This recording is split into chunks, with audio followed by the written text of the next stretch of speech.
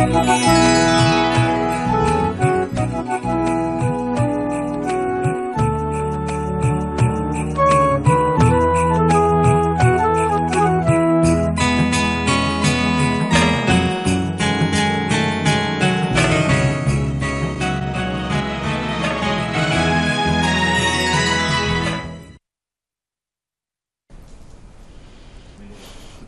सापडलाय. मंडळी नमस्कार, मी डॉक्टर शिल्पा छाया शिवप्रसाद मोडेकर आपले कृषी दर्शन कार्यक्रमामध्ये मनपूर्वक स्वागत करते.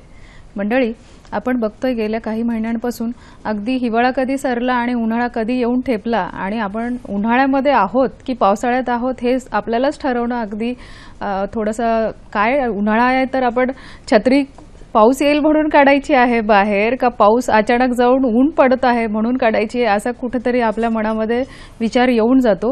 आणि या घटिकेला अगदी खूप ऊन आहे, प्रखर ऊन आहे आणि सायंकाळच्या वेळेला येणारा मुसळधार पाऊस, त्यामध्ये अगदी गारांचा पण समावेश. या सगळ्या अशा परिस्थितीमध्ये आपल्याला फक्त पर्यावरणाला दोष देऊन चालणार नाही, तर त्याला अनेक गोष्टी कारणीभूत असतात. तर ह्या सगळ्या जी दशा आहे त्या दशेनुरूप आपली दिशा बदलत असते. ती कशी? पावसाळा आहे म्हणून पावसाळ्यासाठीच्या आपण काही अंगीकारतो गोष्टी, उन्हाळा आला की उन्हाळ्यासाठी काही अंगीकारतो. याच्या मागचा हेतू काय असतो? तर आपली तब्येत व्यवस्थित राहावी, आपली जी दिनचर्या आहे ती उत्तम प्रतीने चालावी आणि आपल्या शरीरावरती आणि एकूणच आपल्या कामावरती त्याचा परिणाम होऊ नये. तर आपले शेतकरी बंधू जे आहेत त्यांच्यासाठी तर आपलं पशुधन म्हणजे अगदी पशुधनाचं आजारपण म्हणजे त्यांच्या पूर्ण कामाला मिळालेला एक फुलस्टॉप असं म्हटलं तर काही वावगं ठरणार नाही. तर आता जरी आपल्या पर्यावरणामध्ये खूप सारे बदल होत आहे तरी पण आपल्याला उन्हाळा हेच धरून चालावं लागणार आहे की नाही. मग अशा ह्या आपल्यामध्ये जसे जसे आजार बदलतात ऋतुपरत्वे, तसेच आपल्या पशुधनामध्ये पण ऋतुपरत्वे निरनिराळे आजार होत असतात आणि त्या आजारांशीच आपल्याला अनुरूप अशी उपाययोजना करण्यापेक्षा आपल्याला ते प्रतिबंध करणं किती महत्त्वाचं आहे. त्यासाठी आपण उन्हाळ्यात उद्भवणारे विविध जे आजार आहेत, आपल्या पशुधनाचा बचाव कसा करायचा आहे, यासाठीचा आपण हा कार्यक्रम आयोजित केलेला आहे. आजच्या आपल्या कार्यक्रमाचे शीर्षक आहे जनावरांचे उन्हाळ्यातील व्यवस्थापन कसे करावे. आणि यासाठी आपल्याला जे मार्गदर्शन करण्यासाठी तज्ज्ञ आले आहेत ते अगदी आज राहुरी येथून आलेले आहेत. दोन्ही तज्ज्ञ महात्मा फुले कृषी विद्यापीठ राहुरी येथून दोघेही हे सहाय्यक प्राध्यापक म्हणून तिथे कार्यरत आहेत. मी त्यांची ओळख करून देते. आपल्या समवेत आज आहेत डॉक्टर दिलीपजी देवकर. सर नमस्कार. नमस्कार. आणि डॉक्टर नवींद्र निमसे. नमस्कार. तुम्हा दोघांचे पण स्टुडिओमध्ये खूप खूप स्वागत. आता मी जेव्हा आपलं हे इंट्रोडक्शन आणि आपण जेव्हा कार्यक्रमापूर्वी चर्चा करत होतो तेव्हा आपल्यालाही हा प्रश्न पडलेला होता की जरी आपण उन्हाळ्याबद्दलची माहिती देणार आहोत की पशुधनाला कसं आपण वाचवावं, तरी या सगळ्या बदलांचा त्यांच्या शारीरिक क्षमतेवरती काही फरक पडतो का सर? आणि हा आता अतिप्रमाणात येणारं हे जे तापमान वाढलंय ऑल ऑफ अ सडन, त्याचा कार्यक्षमतेवरती कशा प्रकारे परिणाम होतो? देवकर सर. काय होतं की साधारणतः जसं वातावरणातलं तापमान वाढ होती त्यानुसार त्याच्यावरती ताण पडतो. आता एक तर वातावरणातलं तापमान वाढतं म्हणून ताण पडतो. हो. मी ना एक छोटीशी चूक केली आज. मी तुम्हाला फोन नंबर विसरून गेले द्यायची, कारण माझ्याकडे प्रश्न एवढे आलेले आहेत आज. मी ठरवून की आपल्याला ह्या विषयावर आपल्या शेतकऱ्यांना माहिती द्यायची. आधी तुम्ही फोन नंबर टिपून घ्या. आपले फोन नंबर आहेत 24908050. दुसरा नंबर आहे 24988050. अशी जर मी विसरले परत तर तुमच्या मनात देखील एखादा प्रश्न आला तर नक्की फोन करून आधी विचारा. माझी नाही तुमची पण जबाबदारी आहे. प्रश्नांमध्ये तुमचा पण समावेश खूप गरजेचा आहे. नक्की फोन करा. सर बोल. जसं तापमानामध्ये वाढ होईल बाहेर तसं त्या वातावरणातील तापमानाचा परिणाम हा जनावरांच्या शरीरावरती होतो. दुसरी गोष्ट की त्याला जे शरीराच्या क्रिया आहेत त्या वाढतात, त्याच्यामुळे शरीरामध्ये उष्णता वाढते. म्हणजे बाहेरचं तापमान वाढतं, वरतून शरीरातून उष्णता वाढते. आणि तिसरं की ते जादा उष्णता शरीराबाहेर टाकण्याचा प्रयत्न करतात. अशा गोष्टींमुळे त्या जनावरांच्या शरीरावरती उष्णतेचा ताण येतो. बर. मग असा हा जो ताण आलेला आहे तो शरीरच आपलं आता जे पशुधन आहे किंवा आपण माणसांमध्ये पण बघतो आपलं नॅचरलीच बॉडी पण त्याला रिॲक्ट करून आपण स्वतःच एका दृष्टीने त्याचा कसा आपल्याला दुष्परिणाम होणार नाही याच्यासाठीच काहीतरी चेंजेस होतात बॉडीमध्ये. तसंच पशुधनामध्ये देखील आता घामाद्वारे म्हणा किंवा मूत्राद्वारे किंवा जी लाळ आहे त्याद्वारे हे सगळं जे बाष्पीभवनाची क्रिया असते ती होत असते. तर मग असा नेमका त्यांच्या कार्यक्षमतेवरती कसा काय परिणाम दिसून येणार आहे? कार्यक्षमतेवरती म्हणजे त्याच्यात त्याचं दूध उत्पादनात घट होईल, त्याला घाम येईल, हो ते धापा टाकेल, बर नंतर जास्त मूत्र टाकेल, म्हणजे कमी कमी मूत्र हो. अनेक वेळा हो. टाकेल आणि काही गोष्टींचे आजारी पडते. बर. आणि मग ही जर आपल्याला ह्या उष्णतेचा ताण जाणून जर घ्यायचा असेल की हा कसा होतो आणि कशामुळे झालेला आहे, तर मग त्याच्यासाठीची काय कारणं आपल्याला समजून घेता येतील? उष्णतेचे कारण म्हणजे शरीरावरचे तापमान वाढल्यामुळे हो. येणार आहे. हो नंतर त्याला बाहेर उष्णता टाकणार आहे, ते धापा टाकील, हो एवढेच कारण त्याच्यामध्ये सांगता बर. येतात. पण आता समजा जो आपण आपल्या सगळ्या शेतकऱ्यांना ज्यांच्याकडे पशुधन आहे ते तर सगळेच आपापल्या परीने कुठले ना कुठले प्रयत्न करतच असणार डेफिनेटली, पण या सगळ्या गोष्टींचा त्यांचा परफॉर्मन्स आपण म्हणू की आता समजा कार्यक्षमता जी शेतामध्ये असेल कदाचित, किंवा एखादा दूध देणारा प्राणी आहे त्यावरती परिणाम पण होणार आहे.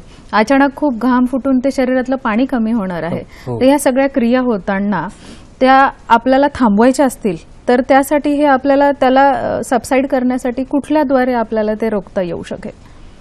त्याला एक तर आपण म्हणजे त्याला जादा पाणी दिलं पाहिजे. बर. नंतर त्याला थोडंफार खाद्य द्यायचं आहे आपल्याला. हो. ते आपण त्या प्रश्नावरती आपण नंतर हो. येणार आहे. हो. पण सुरुवातीला मी सांगतो की थोडंसं हो. त्याला आपल्याला दुपारच्या प्रहरी हिरवा चारा देणं किंवा थंड पाणी देणं, ह्या गोष्टी आपल्याला कराव्या लागतात. म्हणजे घडणाऱ्या ज्या घटना आहेत त्यांच्या अगेन्स्ट फाईट करण्यासाठी यांच्यामध्ये शरीरात एक ऊर्जा निर्माण होणं खूप गरजेची हो, आहे. हो. तर ही ऊर्जा मग कुठल्या प्रकाराने आपल्याला निर्माण केली जाऊ शकते व्यवस्थापनातून? ऊर्जा कसं आहे की आपण जनावराला जी ऊर्जा भेटते ती मुळात त्यांच्या कशापासून भेटते? अन्नातून भेटते. नंतर शरीरामध्ये जी साठवलेली चरबी आहे त्या चरबीतून भेटते. बर. आपण जे त्याला खुराक देतो त्याला आपण शरीरातली आंबवण क्रिया म्हणतो, या गोष्टीतून त्याला ऊर्जा भेटते. निर्माण होते आणि ह्या ऊर्जेतूनच ते जनावर त्याच्या शरीर क्रिया चालवत असतात. अच्छा सर, आपल्याला एक फोन आलेला आहे. अरुणजी बोलत आहेत औरंगाबाद येथून. नमस्कार, तुमचा प्रश्न विचारा. नमस्कार. ठिकाण नाही माझा. नमस्कार. मला असं विचारायचं की उन्हाळ्यामध्ये जनावरांची, विशेषतः दुधाळ जनावरांची कोणती काळजी घेतली पाहिजे? नक्कीच, खूप महत्वाचा प्रश्न विचारला अरुणजी. आम्ही त्या प्रश्नाकडे वळतच आहोत. नक्की तुम्हाला तुमचं उत्तर कळेल. सर, आपण हे ऊर्जा निर्मितीबद्दल आता जे बोललात, तर ही ऊर्जा पण एका लिमिट पर्यंत ती गरजेची आहे शरीराला, तेवढी राहणार. मग ही जी अति प्रमाणात निर्माण झालेली जी ऊर्जा आहे ती कशा प्रकाराने बाहेर फेकली जाते शरीरात? तर ती शरीरातून म्हणजे मूत्रातून बाहेर टाकली जाईल. बर. नंतर शेणातून बाहेर टाकली जाईल. नंतर घामातून बाहेर टाकली जाईल आणि वाफेतून बाहेर टाकली जाईल. शरीरातून वाफ बाहेर पडेल, घाम बाहेर पडेल. अशा पद्धतीतून ही जादा झालेली ऊर्जा, म्हणजे शरीराला जी जनावराला ऊर्जेची गरज आहे तेवढी ते वापरणार आहे, पण जादा झाली तर ह्या मार्गाने ती बाहेर टाकली जाईल. म्हणजे निकड न भासू देता जेवढं गरजेचं आहे तेवढं आपलं शरीर ते मेंटेन करणार, आणि जे अति झालेलं आहे ते वेगळ्या वेगळ्या प्रकाराने बाहेर पडणार आहे. नक्कीच. पण आपण हे बाहेर पडतंय तोपर्यंत ठीक आहे, पण ह्या अति ऊर्जेचं आपण, किंवा शरीरातली अति ऊर्जा आणि वातावरणातलं पण आता जे तापमान आहे ते पण वाढलेलं असणार, तर ह्या दोन्ही गोष्टींचा समतोल राखता राखता जनावरांच्या शरीरावर काही अनिष्ट परिणाम होत असतात का? हो, अनिष्ट परिणाम होतात शरीरावरती. त्याच्यामध्ये मुख्य म्हणजे काय होईल की जनावरांच्या दूध उत्पादनात घट होणार आहे. नंतर त्याची भूक मंदावेल. नंतर त्याला तहान लागेल, ते चारा कमी खाईल आणि शरीर वजनामध्ये त्याच्या घट होऊ शकते. आणि त्याचबरोबर सर्वात महत्वाचं म्हणजे त्याचबरोबर काही असे आजार येतात की ते केवळ उष्णतेमुळे जादा निर्माण होतात. नक्कीच नक्कीच. हो, अगदी एक महत्वाचा मुद्दा सरांनी सांगितलेला आहे की फक्त शरीर क्रिया किंवा हालचालींमध्ये फरक न पडता तो बऱ्याच आजारांना देखील निमंत्रण देत असतो, ती जी परिस्थिती आहे आपल्या पशुधनाची. तर निमसे सर, असे कुठले ठराविक आजार आहेत का की जे उन्हाळ्यामध्ये प्रकर्षाने होण्याची जी संभावना आहे ती वाढत असते? नक्कीच शेतकरी बंधूंनो, जनावरांमध्ये वेगवेगळे आजार आपण पाहतो. त्यामध्ये उन्हाळ्यासाठी विशिष्ट प्रकारचे आजार त्यातले त्यात जास्त प्रमाणात जनावरांमध्ये दिसतात. त्यामध्ये सांगायचं म्हटलं तर तिवा, लाळ्या खुरकत, दगडी, अॅनाप्लाझ्मोसिस, ट्रिपॅनोझोमियासिस, बबेशियासिस हे गुचिड तापांचे वेगवेगळे प्रकार आहेत. याशिवाय अपचन, उन्हाळी हगवण, उष्माघात आणि थायलेरियासिस हे आजार आपण साधारणपणे उन्हाळ्यामध्ये दिसून येतो. बरं, नक्कीच. म्हणजे आजारपणांना निमंत्रण पण यातूनच भेटत असतं नक्कीच, कुठेतरी. नक्कीच. आपल्याला एक फोन आलेला आहे. गोविंदजी बोलत आहेत परभणी येथून. नमस्कार, बोला. प्रश्न विचारा, बोला. गोविंदजी नमस्कार. हॅलो. बोला बोला. हॅलो, नमस्कार मॅडम. नमस्कार. रामपुरून बोलतो, गोविंद कडे मी. हो, मॅडम, आमचा जे बैल आहे ना, ते उन्हामध्ये फार लागायला आहे. नॉर्मल जे दुसरे बैल जे लागतात ना, त्याच्यापेक्षा जास्त लागते. बर. हाच प्रश्न होता आणि तुमचा? उन्हामध्ये थोडा ठसकतो आणि नाकातून पाणी पण येतंय. बर. तर हा कोणता आजार आहे मॅडम? बर बर. हा तुमचं कोणता? नक्कीच नक्कीच. धन्यवाद गोविंदजी. त्यांच्याकडे जो हो हो हा नाण्याचा- बरोबर. आता आपण याच प्रश्नाकडे आपला जो काही आपण आजारामध्ये सर्वात महत्वाचा जो काही आजार घेतलाय तो तिवा आणि यांचा जो काही प्रश्न आहे, निगडित त्याच्याशीच निगडित आहे. आणि नाकातून जे स्राव निघतोय हा तिवा आजाराचं सर्वात महत्वाचं लक्षण लक्षण आहे. हो, तर तिवा हा आजार शेतकरी बंधूंनो कीटकांपासून प्रसारित होणारा आजार आहे. बरं. हा आजार साधारण तिवा म्हणजे 3 ते 5 दिवस टिकतो. पूर्वी हा आजार 3 दिवस टिकायचा, जोपर्यंत आपली गावरान गोवंश आपल्याकडे होता. पण विदेशी गोवंश आल्यापासून हा आजार 5 दिवसांपर्यंत पण टिकतो. या आजारामध्ये जनावरचे तापमान हे 104 ते 105 डिग्री फॅरनहाईट पर्यंत वाढलेले असते. बरं. यामध्ये संपूर्ण शरीरामध्ये जनावरांच्या वेदना असतात. अच्छा. अतिवेदनामुळे जनावर चालू शकत नाही किंवा एकसारखे एकाच जागेवर बसून राहते, हातपाय थरथरतात. आणि हा जर आजार जास्तीत जास्त काळ जनावरांमध्ये राहिला किंवा जास्त वेळ जर जनावर बसून राहिले तर जे काही दुय्यम प्रकारचे बॅक्टेरियल इन्फेक्शन किंवा जीवाणूजन्य आजार जनावराला होऊ शकतात. तर या दृष्टीने आपण काळजी घेणं गरजेचं आहे. बरं. तर यामध्ये जे काही महत्वाचे लक्षण आहे, आणखी जे काही पशुवैद्यकाच्या सहाय्याने जर आपण जनावरची तपासणी केली किंवा आपणही जर बघितलं तर पुढच्या पायाजवळ असलेली लिंफ ग्रंथी किंवा लिंफ नोड ज्या म्हणतो या आजारामध्ये मोठ्या प्रमाणात सुजलेल्या दिसतील. साधारणपणे लिंफ नोड जी जनावरच्या शरीरावर आपण हात फिरवला तर ते जेमतेम हाताला लागते. त्याच्याऐवजी जर हात फिरवला तर ती जवळजवळ लिंबाच्या गाठी एवढी इतक्या मोठ्या प्रमाणामध्ये ती सुजलेली असते. ही लक्षणं तुमच्या बैलामध्ये दिसत असतील तर त्याला नक्कीच तिवा हा आजार झालेला आहे. तर तिवा हा आजार तसा गांभीर्याने घेण्याचा आजार आहे. त्याविषयीच्या उपचाराबाबत आपण पुढे पाहू. हो, नक्कीच. सर, तुम्ही एक खूप महत्वाची गोष्ट इथे सांगितली की आपलं जे आपल्याकडचं गोधन आहे, आपल्याकडचं गोवंश आहे, त्यांच्यामध्ये प्रतिकार क्षमता जास्त असल्यामुळे तो आजार 3 दिवसासाठीच राहणार. पण जे विदेशी संकरित केलेलं आहे गोधन, त्यांच्यामध्ये ह्या आजाराची जी संभावना आहे ती 5 ते 6 दिवसापर्यंत जाते. म्हणजे आपल्याकडच्या जनावरांमध्ये त्याच्याबद्दलची प्रतिकार क्षमता डेफिनेटली जास्त आहे असं म्हणायला हरकत नाही. आणि दुसरी गोष्ट, तुम्ही लिम्फ नोड बद्दल बोललात. तर आपल्या लिम्फ नोड आता शेतकऱ्यांना तसं समजणार नाही, बट ठराविक ठिकाणी अशा छोट्या गाठीसारख्या रचना असलेले गोष्टी असतात शरीरात, जे त्या ठिकाणी एखाद्या रोगाचा प्रादुर्भाव झाला तर ते सुजतात आणि ते सूज आल्यामुळे आपल्याला ते बाहेरून गाठी म्हणून दिसतात. तर ह्या ज्या गाठी आहेत त्या या तिवा रोगामध्ये आपल्याला त्या ठराविक ठिकाणी दिसतात आणि त्या गाठीनुरूप आपल्याला बाकीची जी लक्षणं सांगितली त्यावरून तिवा रोग कसा होतो आणि त्याच्या लक्षणावरून उपाययोजना केली जाऊ शकते. सर, पण तुम्ही म्हणालात की पशु जे धन आहे ते आजारी पडल्यानंतर तुम्ही एखाद्या वेटरनरियनला बोलवून, पशुवैद्यकाला बोलवून यावरची उपाययोजना करावी. तर ठराविक असे काही उपाय किंवा त्याबद्दलचं वॅक्सिनेशन किंवा लसीकरण उपलब्ध आहे का? हो हो, नक्कीच. शेतकरी बंधूंनो, तिवा या आजारामध्ये सर्वात प्रथम आपण पशुवैद्यकाकडून योग्य तो औषधोपचार तर करून घेणार आहातच. परंतु पशुवैद्यक जो काय औषधोपचार करतो त्याबरोबर त्या पशुवैद्यकाने सांगितलेली काही जे पथ्य आहेत किंवा त्याची जी विशिष्ट काळजी घ्यावयास सांगितलेली आहे ती जर आपण योग्य प्रकारे घेतली तरच आपलं पशुधन आजारातून लवकर बरं बाहेर पडू शकतं, अन्यथा जनावर दगावू पण शकतं. तर पशुवैद्यकाबरोबर आपली ही तितकीच जबाबदारी आहे. यामध्ये आपण पशुवैद्यकाकडून वेदनाशामक औषधे जनावरांना देऊन घ्यायची आहेत. याशिवाय जे काही दुय्यम बॅक्टेरियल इन्फेक्शन किंवा जीवाणूजन्य आजार याच्यामध्ये दगडी सुद्धा होऊ शकते. तर असे काही आजार होऊ नयेत यासाठी प्रतिजैविके जर आपण दिली तर आपले जनावर होणाऱ्या संभाव्य नुकसानीपासून आपण जनावरला वाचू शकू. याशिवाय तिवा झालेले जनावर हे आपण एक फोन घेऊ का सर? आधी आपण परत चर्चा करू यावरती. बोला. नमस्कार. हॅलो. हा, नमस्कार. बोला. प्रश्न विचार. हॅलो मॅडम, माझा सरांना हा प्रश्न आहे काय, गोचेडाचं प्रमाण वाढलेलं आहे उन्हाळ्यामध्ये जनावरांना.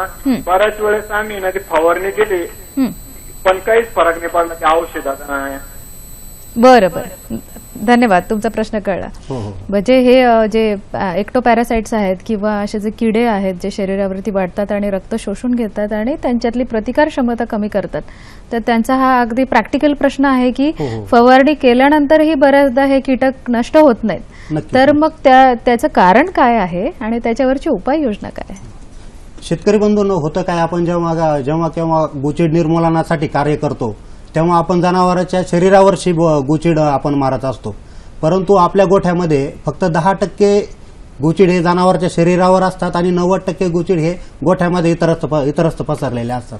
आणि जेव्हा आपण गोचिडाचे औषध जनावराला फवारतो त्यावेळी त्याच्यामधल्या जे काय अडल्ट स्टेज म्हणजे मोठे झालेले गोचिड आहेत हेच मारतात. गोचिडाची जी अंड्याची स्टेज किंवा त्याची पहिली जी स्टेज आहे या स्टेजमधले जनावर या अवस्थेतली गोचिड काही औषधाने मारली जात नाही. तर अशा वेळी आपण तो एकात्मिक गोचीड निर्मूलनाचा कार्यक्रम हाती घेतला पाहिजे. यामध्ये तुम्ही जे काही मात्रा औषधाची ठरवून दिलेली आहे गोचीड निर्मूलनासाठी, तर ही त्या योग्य मात्रेमध्ये जनावरांच्या अंगावर औषध फवारल्यानंतर दुप्पट मात्रेमध्ये संपूर्ण गोठ्यामध्ये आपण ते औषध फवारलं पाहिजे. औषधाच्या ऐवजी जर आपण गोठा 65 आणे म्हणा किंवा फायर गनने जर जाळून घेतला तर त्याचाही खूप चांगला परिणाम आपल्याला दिसून येईल. आणि जे काही अंड्याची जी स्टेज आहे ही कालांतराने म्हणजे 15 दिवसानंतर त्याचे परत मोठे गोचीड तयार होतात. तर 15 दिवसानंतर जरी आपल्याला जनावरांच्या शरीरावर गोचीड दिसले नाहीत तरीही आपण ते फ्लेम गनने जाळून घेणे किंवा जनावरांवर औषध मारणे ही क्रिया जर 15 दिवसांनी करत राहिलात तर हळूहळू संपूर्ण गोचीड नष्ट होतील. याशिवाय आपण बायो कंट्रोलच्या बाबतीतही थोडा मी तुम्हाला सल्ला देऊ इच्छितो की आजकाल जर आपण आपल्या गोठ्यामध्ये कोंबड्या जर पाळल्या तर कोंबड्यांचं आवडतं खाद्य आहे गोचीड. तर गोचीड हे आपोआपच त्या ठिकाणी नष्ट होण्याला आपल्याला मदत होऊ शकेल. कुठल्याही केमिकल शिवाय आपण ते गोचीड निर्मूलन करू शकू. नक्कीच. एक फोन आलेला आहे येवला येथून. नमस्कार, बोला. नमस्कार, प्रश्न विचारा. नमस्कार. माझ्याकडे एक कारूड आहे, ती 4-5 वेळा टुपा दिल्या पण ती राहतच नाही. काय उन्हामुळे प्रॉब्लेम आहे का कशामुळे होत? बरं, तिची पिशवी एकदम क्लिअर आहे, समजा क्लिअर आहे. नक्कीच, धन्यवाद प्रश्न विचारल्याबद्दल. आपण या प्रश्नाचं उत्तर जाणून घेणार आहोत. आधी मी एक छोटीशी विश्रांती घेऊन परत येते. तुम्ही पाहत राहा कृषी दर्शन.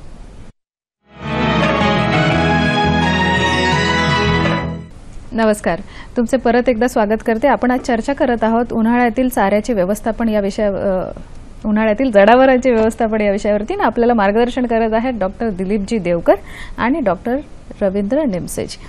सर, आपल्याला ब्रेक घेण्यापूर्वी जो फोन आला होता त्यामध्ये त्यांनी विचारलं की त्यांच्याकडे एक गाभण गाय होती, ती राहत नाहीये आणि पिशवी वगैरे साफ करून घेतलेली असूनही वारंवार हा परिणाम होतोय तिच्यावरती. तर याच्यासाठी उष्णता किंवा आत्ताचं जे वातावरणाची परिस्थिती आहे ती रिस्पॉन्सिबल आहे का, हा त्यांचा प्रश्न होता. हा, नक्कीच. तुमचा जो प्रश्न आहे हा उष्णतेशी निगडीत तर नक्कीच आहे, कारण की एकूणच जनावरांचं जे काही गाभण राहण्याचं प्रमाण आहे हे पावसाळा आणि हिवाळ्यामध्ये जास्त असतं, उन्हाळ्यामध्ये कमी असतं. आता जर तुम्ही काही तुमच्या गायीला भरण्यासाठी किंवा वेगळा उपचार करणार असाल तर माझा असा सल्ला राहील की तुम्ही 2 महिने थांबून घ्यावेत. पावसाळ्यानंतर जेव्हा शारीरिक तापमान आणि सभोवतालचं तापमान कमी येईल त्यावेळी जनावर हिटही व्यवस्थित दाखवेल आणि त्याच्यानंतर ते भरवून घेणं संयुक्तिक राहील. परंतु आपण जो प्रश्न विचारला की 4 ते 5 वेळा आपण ती कालवड डॉक्टरांकडून भरून घेतली म्हणा किंवा वळूनही भरून घेतली, परंतु ती काही गाभण राहिलेली नाही. आता शेतकरी बंधूंनो, एकूणच जनावराच्या गाभण न राहण्यामध्ये भरपूर काही गोष्टी असतात. त्याच्यामध्ये आहार आहे, आजार आहे, परत तुम्ही जे काही हिट डिटेक्शन केलंय म्हणजे जनावर माझावर आलंय ते योग्य वेळी बघितलंय का, योग्य वेळी त्याला गर्भधारणा झाली आहे का, त्यासाठी वापरलेलं जे काही वीर्यकांडी आहे ती योग्य मात्रेची आहे का, त्यातले असलेले शुक्राणू जिवंत आहेत की नाहीत, या सर्व गोष्टींचा एकत्रित सार तुमची कालवड गाभण राहण्यामध्ये असतो. तर ते प्रत्यक्ष तुमचे तिथले जे काही तज्ज्ञ पशुवैद्यक आहेत त्यांच्याकडून जर तुम्ही योग्य मार्गदर्शन घेतलं किंवा राऊरी येथे जर तुम्ही तुमचं येऊन एकदा आमच्या प्रयोगशाळेला किंवा आमच्या विभागाला भेट दिली तर आम्ही आणखी चांगल्या प्रकारे आपल्याला मार्गदर्शन करू शकू.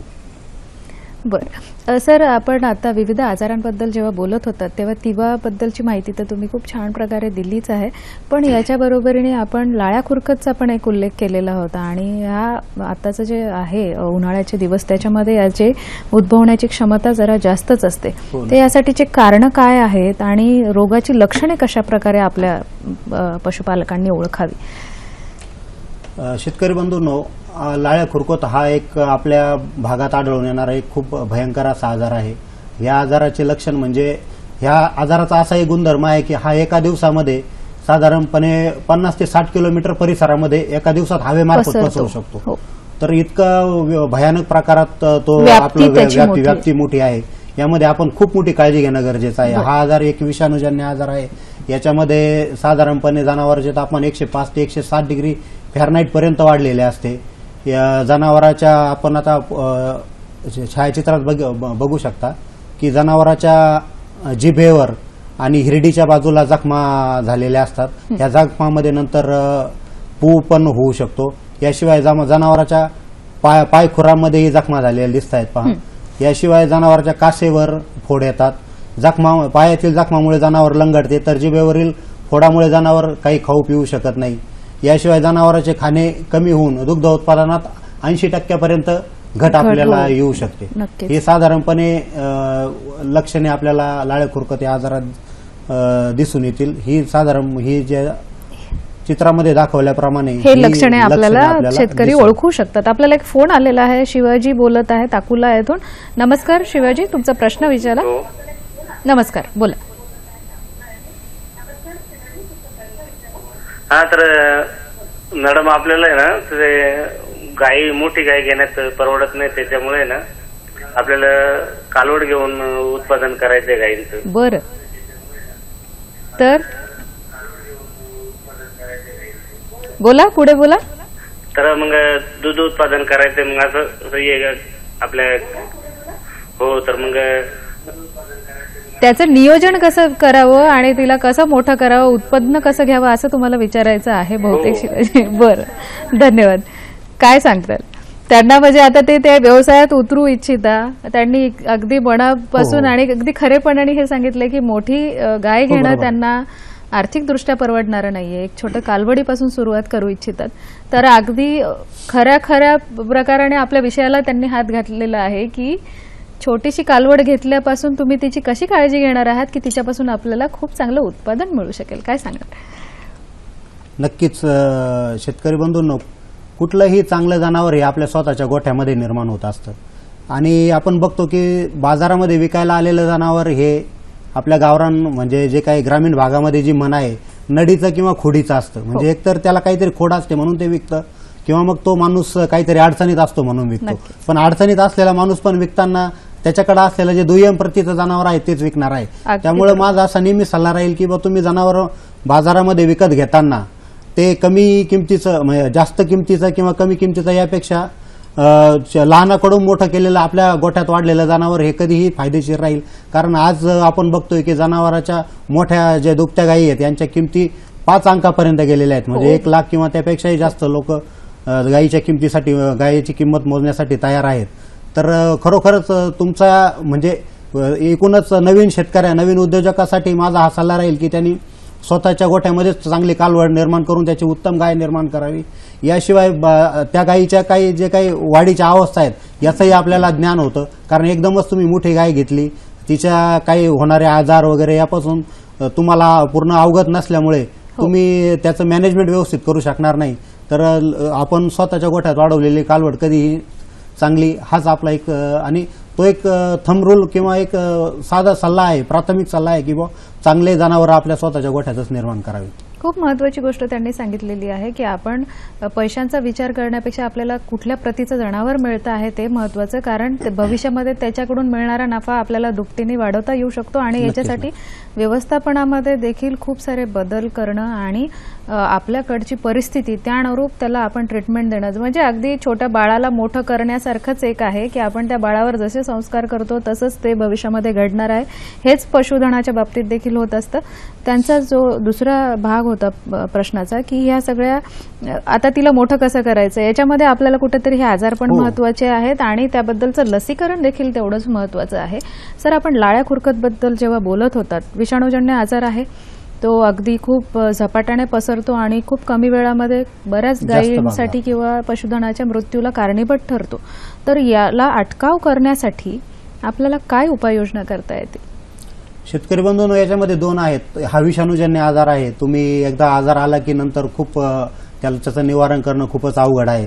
तरी पण चुकून आपल्या गोठ्यामध्ये एखादं जनावर जर बाधित जनावर लाळ्या खुरकूत रोगाने आढळलं तर प्रथम ते जनावर आपल्या निरोगी जनावरांपासून वेगळं करायचं. जर आपल्याकडे फरशी असेल तर त्या फरशीवरनं ते मऊ जागेवर घ्यायचं, जेणेकरून त्याच्या पायखोरामध्ये जखमा झालेल्या असतील तर ते मऊ जागेवर त्याला थोडा आराम मिळेल. याशिवाय पायखोरातल्या आणि जिभेवरच्या जखमा ज्या आहेत त्या 2% कॉपर सल्फेट सोल्युशनने जर आपण धुतल्या तर त्याचा चांगला परिणाम दिसतो. याशिवाय दूध, तूप, मध, अंड्याचा बलक आणि कोथिंबीर याचा लेप जर आपण जिभेवर लावला तर जनावराला पुढं चारा खाण्यासाठी मदत होते. याशिवाय जे काही जखमा झालेल्या आहेत याच्या पशुवैद्यकाच्या सल्ल्याने जर आपण त्याच्यावर प्रतिजैवकाचा मलम जर लावला तर या झालेल्या जखमा लवकरात लवकर भरून येतील. याशिवाय पशुवैद्यकाकडून बाकीचे जे काही दुसरे काही आजार होणार आहेत यासाठी उच्च प्रतीचे प्रतिजैविके जर आपण देऊन घेतली तर होणारं संभाव्य नुकसान टळेल. आणि सर्वात महत्त्वाचं शेतकरी बंधूंनो की लाळ्या खुरकवत आजार जर एखाद्या जनावराला जास्त बाधा झाली तर त्याच्यामध्ये त्यापासून जे काही जनावर वाचतं त्याच्यामध्ये सुशीचा एक प्रकार आपण नेहमी दिसून येतो. त्याच्यामध्ये जनावरांच्या अंगावरचे केस राट होतात, जनावर जास्त मोठ्या प्रमाणात धापा टाकतं. तर यासाठी पण आता आपल्याकडं उपचार उपलब्ध आहेत. तर आपण आपल्याकडे असलेला जो काही पशुवैद्यक आहे त्याच्या सल्ल्याने आपण पुढील उपचार करू शकतो. पण हे झालं, आजार झाल्यानंतर काय काय करता येऊ शकतं? तुम्ही खूप छान प्रकारे सांगितलं की त्याला त्याची क्षमता वाढवण्यासाठी त्याला व्यवस्थित अन्न पाणी ग्रहण करणं, आहार घेणं पण गरजेचं आहे. त्याबद्दल तुम्ही एक घरगुती छान उपाय पण सांगितलात. पण टाळायचाच असेल हा आजार, आता जसं यांनी विचारलं मी आता कालवड घेणार आहे आणि मग त्या कालवडीला हे संभाव्य आजार असणार, त्यातला एक लाळ्या खुरकत पण डेफिनेटली असणार, तर तो होऊ नये म्हणून आपण काही उपाययोजना करू शकतो का? नक्कीच नक्कीच.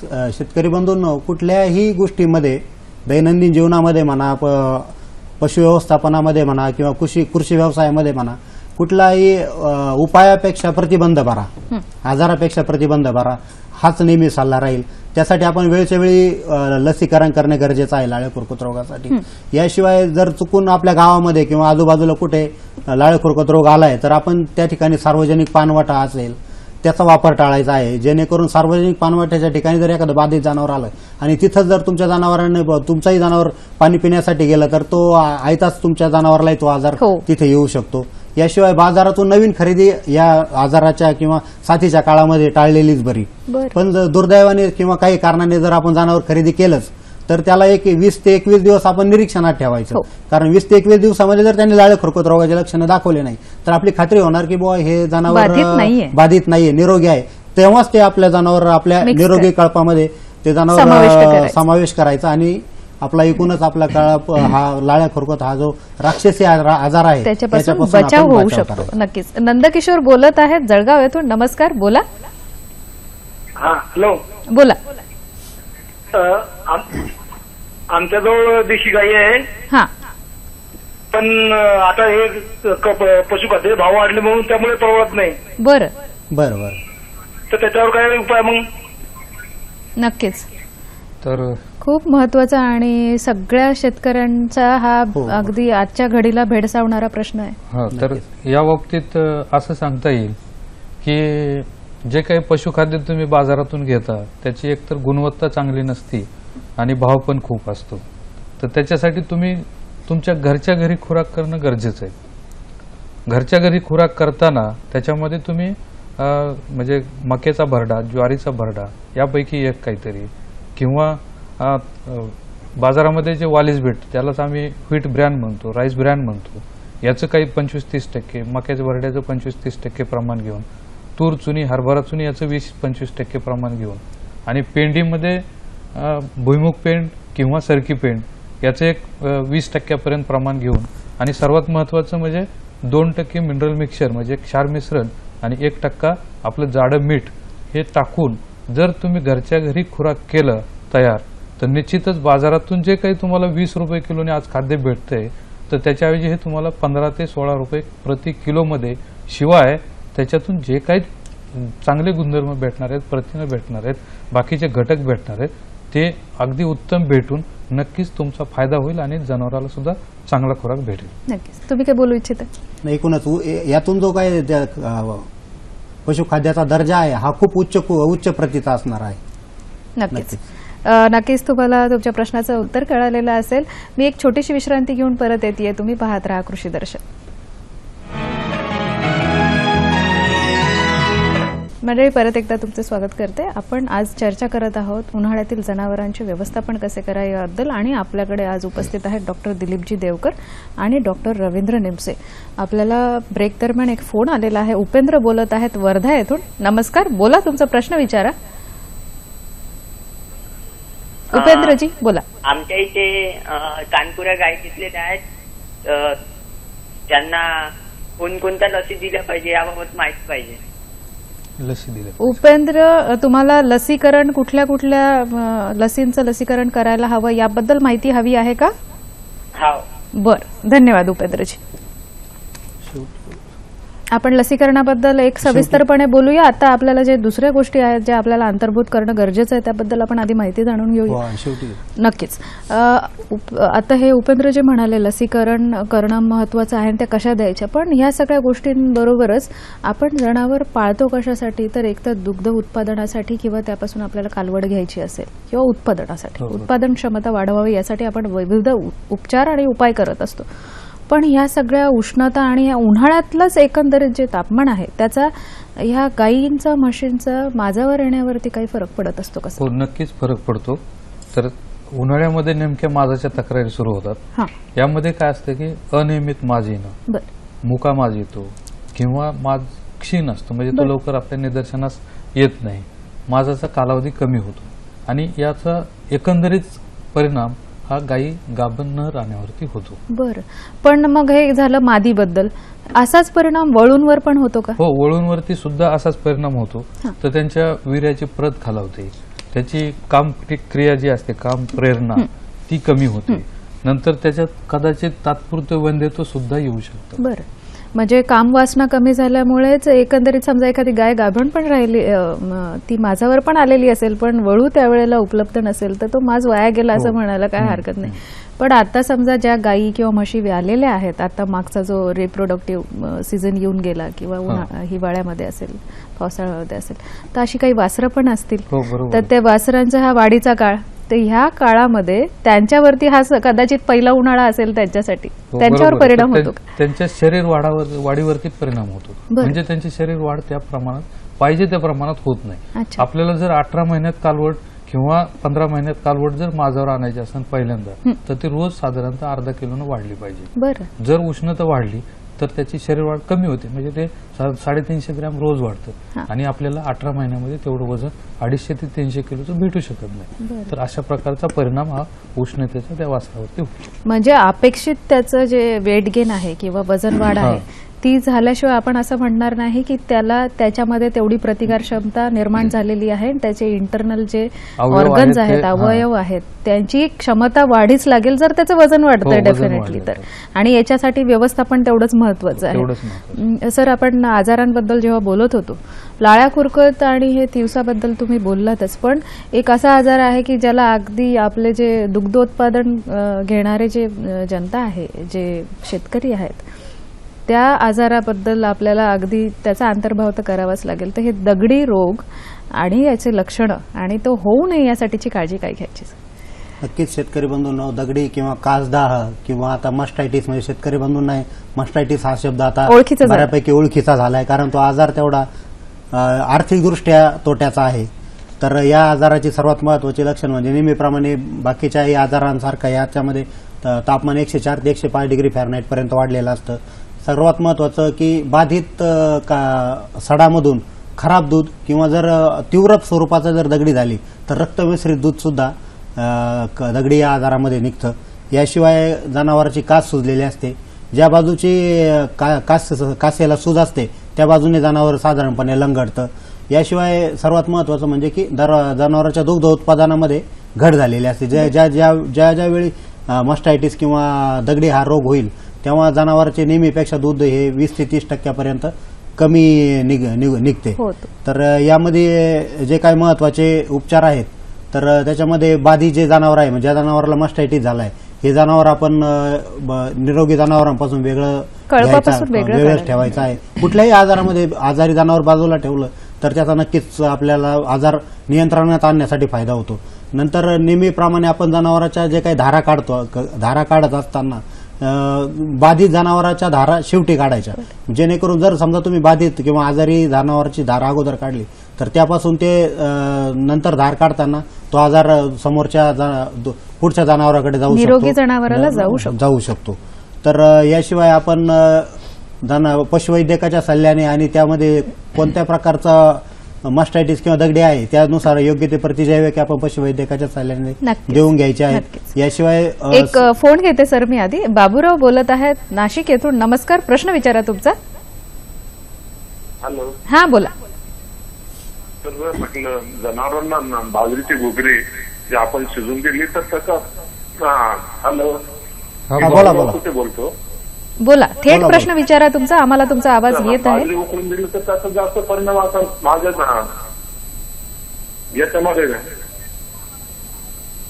बाबूरावजी म्हटलं बाजरी उकळून जर दिली तर जनावरांना जास्त फायदा होतो असा माझा एक अनुभव आहे. बरं ठीक आहे. बाजरी उकडून जर जनावराला दिली तर त्याचा फायदा होतो असं त्यांनी त्यांच्या साईडचं आपल्याला योगदान दिलेलं आहे की त्यांनी अनुभवांती हे सांगताय. सर तुम्ही काय बोलू इच्छिता? आपण कसं आहे की ज्यावेळेस गाय विती त्यावेळेस आपण गाईला मेथ्या, हळीव, बाजरी ही उकडून देतो. त्याच्यामध्ये गुळ पण टाकतो, काही प्रमाणात खोबरं टाकून द्यायचं. कारण ती जी गायची विण्यासाठी जी शक्ती जाते ती शक्ती लवकर भरून यावी आणि तिनं चांगलं दूध उत्पादन द्यावा यासाठी आपण हे प्रकार करत असतो. त्याच्यामुळे त्यांनी बाजरी उकडून खाऊत घातली तर फायदा होणारच आहे. नक्कीच. बाबूरावजी तुमचे खूप खूप धन्यवाद की तुम्ही अगदी तुमचा अनुभव घेतला आहे म्हणून तुम्ही तुमच्या साईडने आमच्या प्रोग्राममध्ये कॉन्ट्रीब्युशन करून इतर प्रेक्षकांचा देखील यातून फायदा केलाय त्याबद्दल तुमचे मनपूर्वक आभार. सर आपण जो दगडी किंवा स्तनदाह आहे त्याबद्दलच्या उपाययोजनांबद्दल बोलत होतात. तर बाधित जनावरांचे दूध शेवटी आणि जास्तीत जास्त वेळा काढावे म्हणजे पूर्ण निरखून जे दूध काढणं जे म्हणतो तसं जर आपण दूध काढलं आणि त्यानंतर त्या सडावाटे आपण प्रतिजैविके त्या तिथं सोडायचे आहेत आणि जे काही खराब दूध आहे हे याची विल्हेवाट गोठ्यापासून दूर करायची आहे. आणि हा आजार किंवा दगडी हा आजार होऊच नाही यासाठी जर जी काही काळजी आहे याच्यामध्ये तुम्हाला सांगायचं तर गोठ्याचा परिसर हा नेहमी स्वच्छ ठेवावा. त्यानंतर धारा काढण्यापूर्वी जनावरांची कास ही स्वच्छ पाण्याने धुवावी. धारा काढल्यानंतर निर्जंतुक पाण्याने जर कास धुतली तर त्याचाही खूप चांगला परिणाम आपल्याला दिसून येईल. याशिवाय धारा काढल्यानंतर जनावर एक अर्धा तास न बसण्यासाठी आपण काळजी घ्यावी. तर त्यासाठी आपण जनावराला धारा काढल्यानंतर जर हिरवा चारा टाकला तर जनावर अर्धा तास उभा राहील आणि त्यामुळे जनावरांचं मस्टायटिस पासून संरक्षण होऊ शकेल. नक्कीच. आणि याच बरोबरीने जो दूध काढणारा जो शेतकरी आहे किंवा जो धार काढणारा शेतकरी आहे त्याने देखील खूप काळजी घेणं गरजेची. त्याच्या हाताची नखं वाढलेली नसावी. परत धार काढताना तुम्ही ज्या पद्धतीने धार काढताय त्या वाटे त्या सडाला एखादी जखम होता कामा नये ज्याच्या वाटे ते जीवाणू किंवा विषाणू आतमध्ये प्रवेश करून एखाद्या आजाराला कारणीभूत ठरतील. ही फक्त जनावरांची नाही तुम्हाला स्वतःची पण काळजी घेऊन त्यांना आपण व्यवस्थित ट्रीटमेंट देणं त्यांचं व्यवस्थापन करणं खूप महत्वाचं आहे. एक छोटीशी विश्रांती घेऊन परत येते. तुम्ही पाहत राहा कृषी दर्शन. मंडळी परत एकदा तुमचं स्वागत करते. आपण आज चर्चा करत आहोत उन्हाळ्यातील जनावरांचे व्यवस्थापन कसे करावे याबद्दल आणि आपल्याला आज मार्गदर्शन करत आहेत डॉक्टर दिलीपजी देवकर आणि डॉक्टर रवींद्र निमसे. आपल्याला एक फोन आलेला आहे तो आधी मी घेते. नमस्कार, बोला. हॅलो. हा बोला. हॅलो. बोला. हॅलो, मी विजय बोलतोय. विजय बोला. एक मुरामत आहे. विजय तुम्ही जरा थोडा जोरात प्रश्न विचारा. पहिल्या आहे प्रश्न विचारा विजयजी तुमचा. आमची एक मुरा विकी आहे ती गाव जायला मिळते पहिल्या त्याची आहे. मुरा गाय आहे तुमच्याकडे? मुरा म्हैस आहे तुमच्याकडे? काय झालंय तिला? मस आहे, तिला त्याची मस आहे, ती मिळते रेड्या लावल्यानंतर तिची घाण पडते. विल्यानंतर विल्यानंतर ठीक आहे समजलं. समजला तुमचा प्रश्न विजयजी. ती गाभण आहे आता मुरा म्हैस त्यांची, आणि ती विल्यानंतर आपण जे म्हणतो ना की प्लासेंटा फाटून बाहेर जे पडतं ते सगळं ते किती मोठ्या प्रमाणात पडतं हा त्यांच्या आउट ऑफ क्युरिओसिटी आलेला प्रश्न आहे. अच्छा. शेतकरी बंधूंनो, कुठल्याही जनावरांमध्ये विण्याची जी काही नैसर्गिक क्रिया आहे याच्यामध्ये जनावर जेव्हा गाभण असते त्याच्यामध्ये वासराच्या किंवा अर्भकाच्या ज्या आजूबाजूला पाणी किंवा जो काही प्लासेंटा किंवा आपण ज्याला वार म्हणतो हा नैसर्गिकरित्याच असतो. विल्यानंतर त्यातून सुरुवातीला ती घाण ही पडणारच असते, परंतु ही जर घाण जास्त कालावधीपर्यंत म्हणजे 5 ते 6 दिवसापर्यंत पेक्षाही जास्त दिवस जर पडत राहिली तर जरा गांभीर्याने घेण्यासारखं आहे. त्यानंतर त्या घाणेत तेव्हा जी काही घाण पडते तिथं जर वेगळा वास येत असेल, उग्र वास येत असेल किंवा जनावर ताप दाखवत असेल, याशिवाय जनावरांचे दूध उत्पादन जर कमी झाले असेल, अशी जर वेगळी लक्षणे जनावरांनी दाखवली तरच ते विल्यानंतरचे जे काही घाण पडते हे गांभीर्याने घेण्याची गरज आहे. अन्यथा हे नैसर्गिकच आहे, याच्यामध्ये वेगळं काही नाही. आणि त्याला घाण म्हणणं हा शब्द मला थोडासा ऑब्जेक्शनेबल वाटतो. मी पण एक वेटरनरी डॉक्टर आहे, यामुळे ते घाण नसून ती त्या बाळाच्या किंवा त्या जो छोटं पिल्लू आहे आतमधलं त्या अर्भकाच्या आजूबाजूला तयार केलेला एक लेअर असतो नॅचरलीच शरीराने, आणि ते व्याल्यानंतर तो कामाचा नसतो म्हणून तो बाहेर पडत असतो. ती घाण नसते ती. Sorry to say. सर, आपण म्हणतो की या उष्णतेमध्ये आता उन्हाळ्याबद्दलची आपली सगळी चर्चा चालू आहे, पण आपल्याला अशा काही ठराविक ठोकताळे वापरावे लागणार आहेत की ज्यामुळे त्याला व्यवस्थापनामध्ये आपण अंतर्भूत जोपर्यंत करत नाहीत तोपर्यंत आपल्याला तो सोयीस्कर उन्हाळा म्हणता येणार नाही आपल्या पशुधनासाठी. पहिली गोष्ट याच्यामध्ये महत्वाची आहे ती म्हणजे स्वच्छ आणि थंड पाणी जनावराला दिलं पाहिजे. हे पाणी किती द्यायचं तर दिवसाला जनावराला पिण्यासाठी 30 लिटर पाण्याची आवश्यकता असते. नंतर त्याला प्रति लिटर 3 लिटर पाण्याची आवश्यकता असते. आता काय होतं उन्हाळ्यामध्ये नेमकं जर जनावराला पाणी कमी पडलं, आपल्याकडे पाणी टंचाई असते, पाणी कमी पडलं प्यायला तर जनावर दूध कमी देतं, म्हणून उन्हाळ्यामध्ये जनावराचं दूध कमी होतं. खरं कारण हे जर त्याला तुम्ही प्रमाणात इतकं दूध म्हणजे पाणी जर दिलं 30 लिटर दिवसाला पिण्यासाठी तर नक्कीच दुधामध्ये घट होणार नाही त्याची. तर ते देणं गरजेचं आहे. आणि ज्यावेळेस उष्णता वाढती त्यावेळेस 40% पाणी हे ज्यादा लागते त्याला. नंतर जनावरांसाठी 50 ते 70 लिटर पाणी हे त्याला धुण्यासाठी लागते. म्हणजेच एका गाईला 110 लिटर किंवा म्हशीला 150 लिटर पर्यंत पाण्याची गरज असते. आणि आपण दिवसातून उन्हाळ्यामध्ये जनावराला 4 ते 5 वेळा पाणी पाजलं प्रमाण वाढवायला हवं. आणि त्याच्यासाठी आपण काय करायला पाहिजे तर आपल्या गोठ्याच्या बाजूलाच झाडाखाली सावलीमध्ये स्वच्छ असं पाणी साठवण्यासाठी सिमेंट कॉन्क्रीटचा हौद बांधला पाहिजे, म्हणजे तिथंच पाण्याची व्यवस्था होईल आणि जनावर पिईल. आणि त्या सावलीमुळे ते पाणी सुद्धा थंड राहण्यास मदत होईल. आणि जर जनावरांच्या शरीरातलं 10% पाणी कमी झालं उन्हाळ्यामध्ये तर जनावर थकतं, आणि जर 20% कमी झालं तर जनावर दगावण्याची सुद्धा शक्यता असते. म्हणजे यालाच आपण कुठेतरी अगदी उष्माघातापर्यंत पण त्याचे परिणाम होऊ शकतो असं म्हणायला हरकत नाही. फक्त पाणी वारंवार किंवा जास्त वेळा देणंच गरजेचं नाहीये, तर स्वच्छ पाणी किती देऊ शकू आपण ते महत्वाचं. कारण पाण्यावाटे देखील विविध आजारांचे जीवाणू विषाणू पसरत असतात. उष्माघाताचा विषय तर खूप महत्वाचा आहे, कारण सनस्ट्रोक हे जसे आपण माणसांमध्ये बघतो तसे सेम पशुधनामध्ये देखील होत असतात. नेमसे सर काय बोलू इच्छिता आपण याबद्दल? उष्माघाताची संभावना आपल्या माणसासारखी जनावरांमध्ये असते का? हो, उष्माघात आपल्याला पुढच्या आपण येणाऱ्या प्रश्नामध्ये पाहणारच आहोत. परंतु उष्माघात होऊच नये यासाठी काही आपल्याकडे फोटोग्राफ्स आहेत आणि त्यासाठी जी काही काळजी घ्यायची आहे त्यासाठी असं करता येईल आपल्याला की उन्हाळ्यात पहिलं तर जनावराला थंड सावलीच्या ठिकाणी बांधायला पाहिजे. जिथं गोठा आहे आपला त्याच्यामध्ये जास्त गर्दी नको, गाठीवाटी नको जनावरांची. नंतर त्याला गोठा सुद्धा सावली देणार असावा, नाहीतर पूर्ण उघडा गोठा असेल तर त्याला ऊन लागतं. गोठ्याच्या भिंती ज्या आहेत त्या चुन्याने रंगवलेल्या पाहिजेत. गोट्यावरती ऊसाचं पाचट किंवा ज्वारीचा कडबा हे टाकला पाहिजे. त्याच्यावरती जर खूपच उष्णता वाढली तर त्याच्यावर सुद्धा आपण पाणी फवारलं पाहिजे. किंवा गोट्याला तुमचा जो गोठा आहे त्याच्या बाजूने गोणपाट बांधायला पाहिजे, म्हणजे गोण्या, त्याच्यावरती पाणी टाकलं पाहिजे. जनावर धुतलं पाहिजे वारंवार. त्याचं जे जनावर आहे त्याच्या अंगावर सुद्धा आपण गोणी ओल्या गोण्या टाकू. ओल्या गोण्या टाकायच्या, त्याच्यावर पाणी ओतायचं. आणि सर्वात महत्वाचं म्हणजे 2 शिंगाच्या मध्ये जे फुगीर भाग असतो त्याच्यावरती सुद्धा असं ओलं कापड ठेवायचं आणि त्याच्यावरती आपण थोडं थोडं पाणी टाकत राहिलं तर नक्कीच जनावरांचं उष्माघातापासून संरक्षण होईल किंवा त्याला उष्णतेपासून संरक्षण भेटू नक्कीच. शकेल. आणि आपण जे म्हणतोय आता सध्याच्या ज्या पर्यावरणाच्या परिस्थितीमुळे बरेचसे शेतकरी त्यांचं जे गोधन आहे, पशुधन आहे ते विकत आहेत. तर आपण एखादं विकत घेतलेलं असं जनावर जेव्हा एका ठिकाणाहून दुसरीकडे आणता आहात तर त्याच्या देखील आपल्याला जसा पाण्यामध्ये फरक जाणवतो, आपण पिलेलं पाणी एका ठिकाणचं वेगळं दुसरीकडचं वेगळं, तसंच पशूंमध्ये देखील एक असतं. म्हणून एखाद्या वेळेस जर तुम्ही एखादं नवीन परचेस केलेलं विकत घेतलेलं जनावर तुमच्या गावी आणत आहात तर त्याला त्या पाण्याचा टेस्ट डेफिनेटली वेगळा वाटणार आहे. त्यावेळेला काय करता येईल, पाणी तर ते तेवढं पिणार नाही तहान लागलेली असून देखील, त्यावेळेला थोडंसं त्याला गूळ मिक्स केला, त्याच्यामध्ये थोडासा गोडवा निर्माण केला त्या पाण्यामध्ये, तर त्याला ते पाणी हलकं वाटेल आणि तो ते पाणी पिईल. आणि एकंदरीतच त्याची जो शीण झालेली आहे त्याचे शरीर तापमानामुळे प्लस तुम्ही त्याला आणलेलं एका ठिकाणाहून दुसरीकडे जे ट्रान्सपोर्ट केलंय त्यामुळे त्याची पातळी शरीरातली पाण्याची व्यवस्थित वाढवण्यासाठी आणि मेंटेन करण्यासाठी खूप महत्त्वाचं ठरू शकतं.